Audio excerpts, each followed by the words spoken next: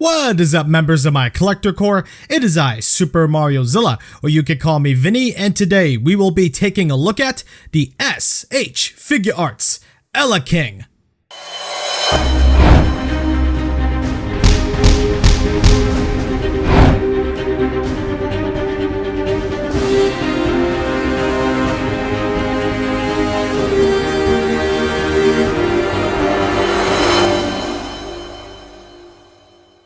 Revealed right out of the blue from Bandai, seriously, it came out of nowhere, fans were excited to get another Ultra Kaiju in the Figuarts line for good reason. It's another Ultra Kaiju, and it comes from one of the more popular Ultra shows, Ultra 7. Previous Ultra Kaiju Figuarts like Golza turned out pretty good, besides the tail. But thankfully, this figure ditched that bendy wire tail idea, thank God. Eleking has returned to a ball-jointed tail and includes an additional tail accessory. Not a lot of kaiju merch comes with accessories like Eleking did. Releasing alongside reissues of Ultra 7 and King Joe, the figure clocks in at an MSRP of $90. Yeah, that's a little bit high, higher than Golza, so what happened here? I know he's from arguably the most popular Ultra show, but come on. Did it have to cost almost $100?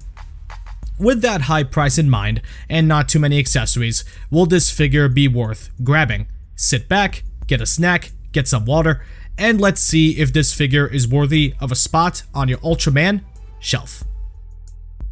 Eleking looks phenomenal. I'm dead serious. If that's one thing to absolutely love about this figure is the details and the paint job. This figure looks so good. What really sells it is the wrinkles and mark details all throughout the figure to make it resemble the suit as much as possible. The paint job is stupidly clean as well. The texture of the figure is well done. It looks gorgeous. Like they really cared about this. I love the transparent visor on the head, and the texture on it is really cool too. All the black spots, I checked every single one. There doesn't appear to be much of any slop or blemishes. I love the shading included on the figure. The black shading, especially on the tail, really makes the details pop. It's well done. It's really easy to see and appreciate all these details up close. When the details are good, they're really good. From the long head to the tail to the stumpy legs, this figure is covered in beautiful detail and paint. Dare I say, one of the best looking Ultra Figuarts. I seriously wasn't expecting the texture all over the body to look this good. And looking up close, again, you can really appreciate all the details no matter how big or small. And with the ceiling, you'd swear this figure wasn't made out of plastic. No inconsistent marks, no weird inconsistent details. Consistency is the name of the game here, and Bandai absolutely nailed it. And the texture is not at risk with the articulation either. You can pose him no problem. Speaking of articulation, the tail is no longer rubber with a bendy wire. Thank God. I am so glad they ditched that, because that bendy wire tail on Golza caused nothing but problems. I do have one blemish on mine, and it's on his left leg, so oof. That sucks, but thankfully only on my copy. Yours should be fine. As I said, the shading on the back of the figure and the tail is gorgeous work, and there's shading on other parts of the figure too. More subtle than others, but it's there. Eleking has found all sorts of ways to impress me, and I swear I'm not trying to oversell this, but Eleking feels more premium than other figures, and for a figure that's $90, that's a good thing. If I had to make one issue, is that the pattern on the figure doesn't always line up with each other when posing the figure, but even then, that's something that can't be helped, so that's not really an issue at all. It's just the nature of an articulated figure with a pattern like this. Another nitpick is that the shading may look a little bit too heavy, but personally, I don't think it's a big deal, and it doesn't even look bad. Overall, I think Eleking is one of the best looking Ultra Kaiju in the line so far. He has so much going for him to stand out amongst his companions, and he just feels more premium compared to other figures in the line. Articulation does not harm anything. He's more of a flat sealed figure. He's the best representation of the prototype we've seen. So Eleking with the looks department passes with flying colors. Eleking's articulation is super fun. It is a lot of fun. So let's go over it. Antennae are on swivels. They can rotate 360 degrees. No problem. There is a ball joint here, here, here in the head and neck, so he can look down just about all the way, and he can look up pretty much all the way, so that is pretty good. Can also look side to side, and there is a bit of lean. Well, a lot of lean, actually. Pretty cool. Pretty cool. We have ball joints in the arms right here. Can rotate. All that stuff. And can go out all the way just about 90 degrees, so that's pretty good. Elbows on ball joints can go just about 90 degrees. Hands on ball joints can wiggle all around. There's a ball joint here in the torso and here in the waist, so he can crunch forward just about this far, and he can crunch backward just about this far, which is pretty good. And of course, can wiggle all around. There's more rotation in the upper area than there is in the lower area, but can both work in conjunction with each other. You just have to make sure the sculpt lines up with each other to make it look pleasing. But, you know, it's not all avoidable, so it's acceptable. Legs. Can kick forward just about this far, and can kick backward. Well, not very far at all, because look at how it's sculpted. Legs are on ball joints, but the way they designed it is interesting. You can basically just push it outward into any direction and push it back in to close any gaps. How they did it is pretty interesting. Can he do the splits? Yes, he can actually do the splits. I'm impressed. Knees are on ball joints, so he can bend. I think for Eleking, he can actually bend them all the way. Ankles are on ball joints. He can kick them backward just about this far, can kick them forward just about this far, and ankle rocker is pretty solid, especially when it's used in conjunction with the knee joint.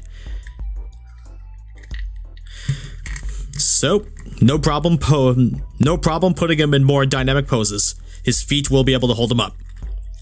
The tail is super fun because of how long it is and how many ball joints there is. All the way up here. The tail can go in a bunch of different poses. Gotta be careful, some parts are easier to pop off than others. Like that. But other than that, his articulation is a lot of fun. You can get his tail into a bunch of different poses.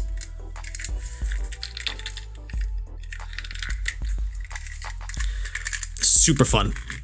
Detail. Super fun. And with correct balancing, you can get him to balance without his tail. So it is very much possible to get Eleking in a bunch of dynamic poses. He is open to pretty much all of them. For his design, the amount of articulation that they gave him is just impressive. Like, honestly, I was impressed. I didn't think it would be this fun to pose. I didn't think it would be this good. Anyway, for his design anyway, it's impressive stuff. Now we're going to talk about the accessories right now because he only has one. It's this coiled up tailpiece to make it look like he is wrapped around any Ultraman of your choosing. So, we have that. There's no articulation here besides the ball joint right here for adjustment reasons. So, how you do it is easy.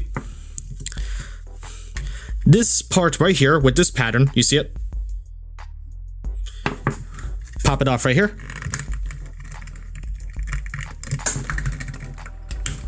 There we go.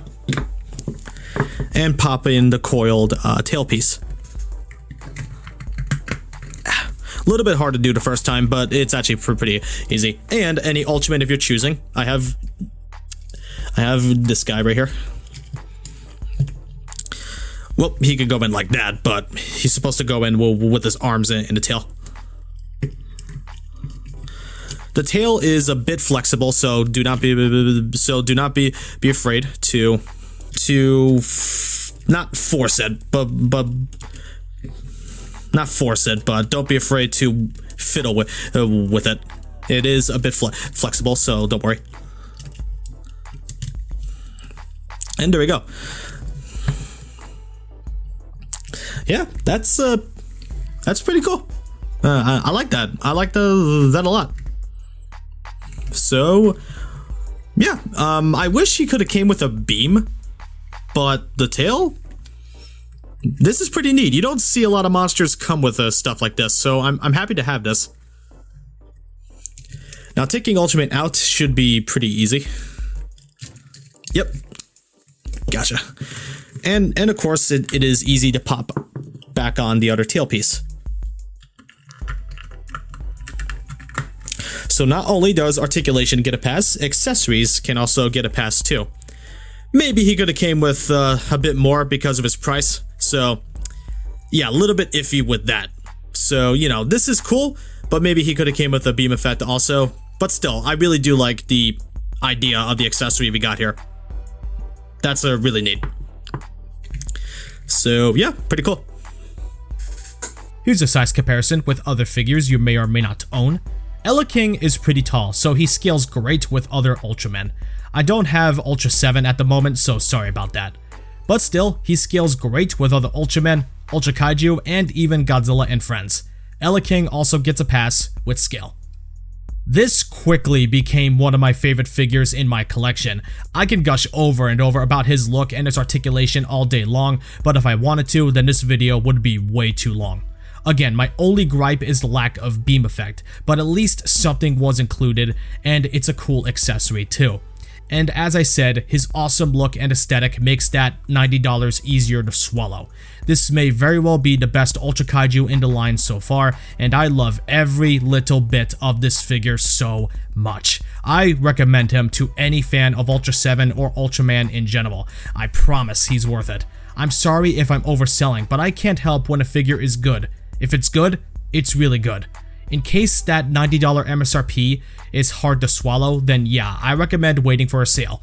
But sale or not, Eleking will make a fine addition to your collection. I may have to give him, stand back now, first time in a long time, a perfect 10 out of 10. Whatever issues he has are minor and are just nitpicks, and thanks to the amount of details worked in and the fact he isn't a shiny final product figure, he feels like a $90 figure, not a $60 figure disguised as a $90 one. Keep in mind, this is my opinion. If you don't think it's that good, I understand why. You don't have to agree, but in my opinion, this figure is amazing.